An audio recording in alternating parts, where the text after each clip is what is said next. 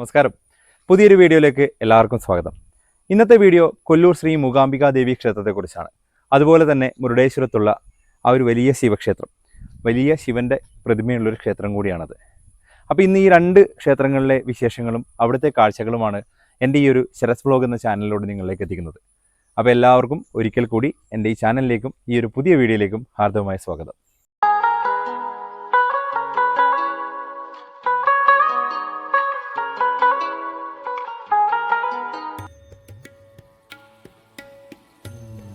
പ്രത്യേകിച്ച് യാതൊരു തരത്തിലുള്ള ഒരു ഇൻട്രഡക്ഷൻ്റെയും ആവശ്യമില്ലാത്ത ഒരു ക്ഷേത്രമായിരിക്കും കൊല്ലൂർ ശ്രീ മൂകാംബികാ ദേവി ക്ഷേത്രം.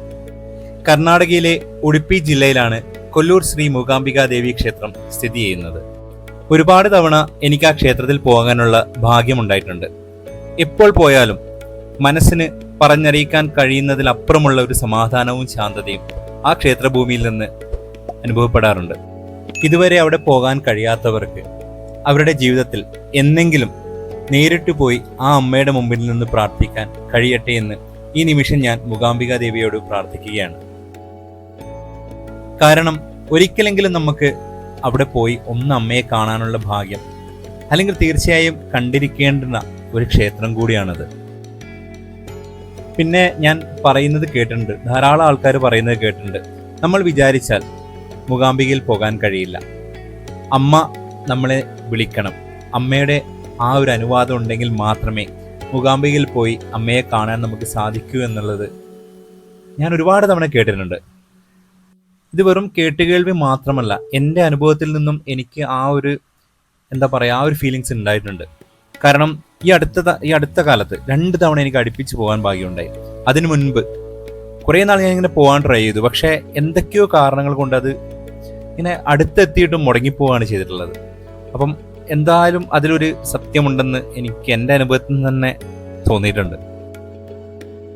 കുഞ്ഞുങ്ങളെ എഴുത്തിനിരുത്താൻ ഏറെ പ്രസിദ്ധിയുള്ള ക്ഷേത്രം കൂടിയാണ് കൊല്ലൂർ ശ്രീ മൂകാംബികാ ദേവി ക്ഷേത്രം. ഇവിടുത്തെ ഈ കാണുന്ന സരസ്വതി മണ്ഡപത്തിലാണ് കുഞ്ഞുങ്ങളെ എഴുത്തിനിരുത്താറ്. ക്ഷേത്രത്തിന് ചുറ്റും നമുക്ക് ധാരാളം ഉപദേവന്മാരുടെ പ്രതിഷ്ഠകളും കാണാൻ സാധിക്കും. AD 800-ാം നൂറ്റാണ്ടിൽ വീരസംഗയ്യ രാജാവാണ് മൂകാംബികാ ക്ഷേത്രം നിർമ്മിച്ചത്. ഇതൊരു സിദ്ധി ക്ഷേത്രം കൂടിയാണ്.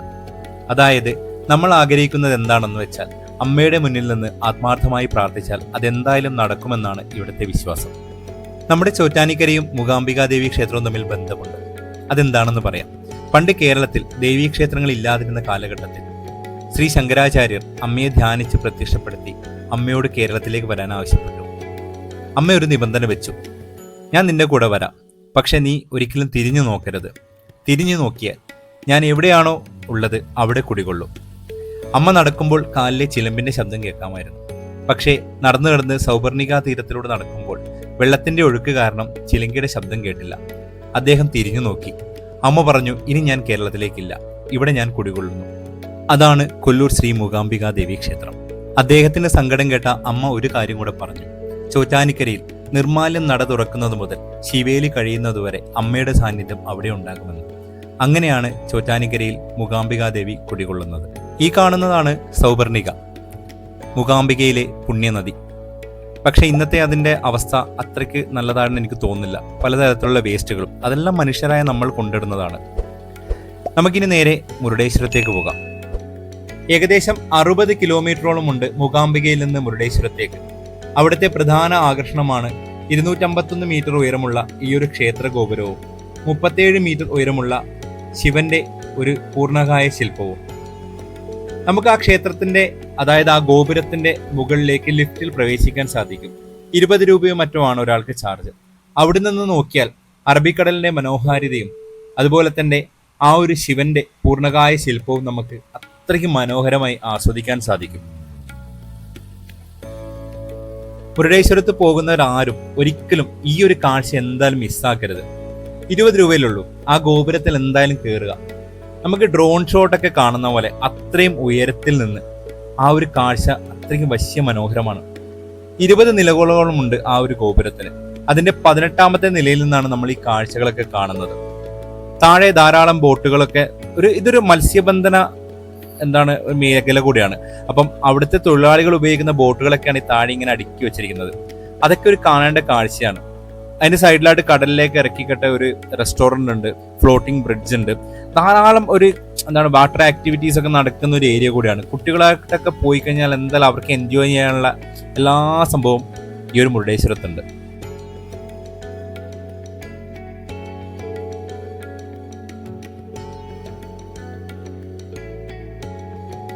ഞങ്ങളപ്പോൾ ആ ഗോപുരത്തിൽ നിന്ന് ഇറങ്ങിയിട്ട് താഴെ ക്ഷേത്രത്തിലേക്ക് പോവാണ്.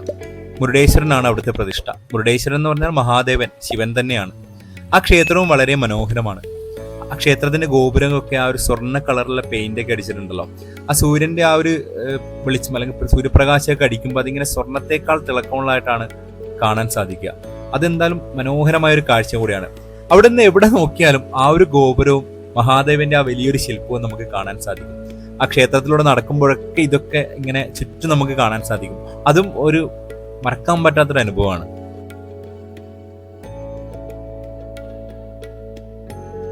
ഈ ക്ഷേത്രത്തിന് അത്ര ഭംഗി നൽകുന്നത് ഈ ഒരു സ്വർണ്ണ നിറത്തിലുള്ള ഗോപുരങ്ങൾ തന്നെയാണ്.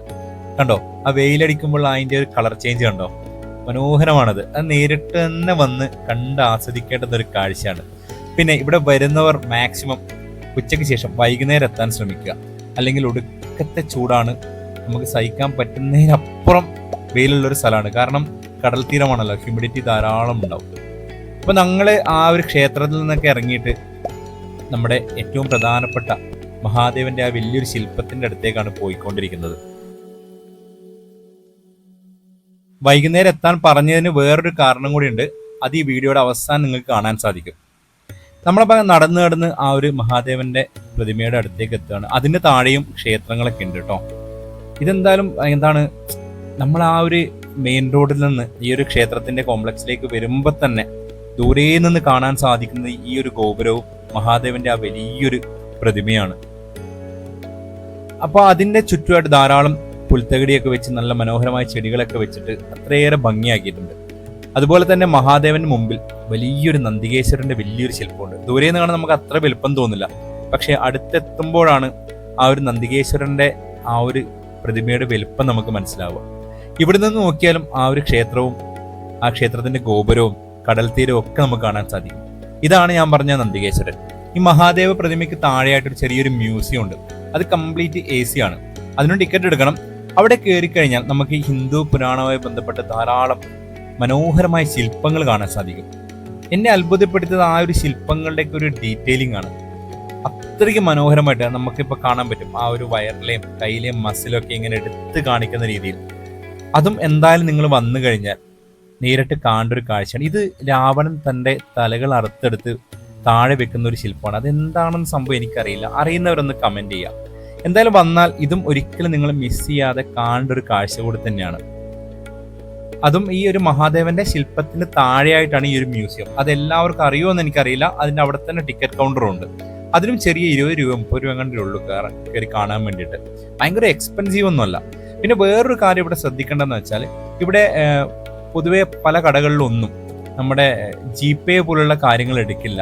ക്യാഷ് മാത്രമേ അവർ കളക്ട് ചെയ്യുള്ളൂ. അപ്പോൾ വരുന്നവർ അതും കൂടെ ഒന്ന് ശ്രദ്ധിക്കണം.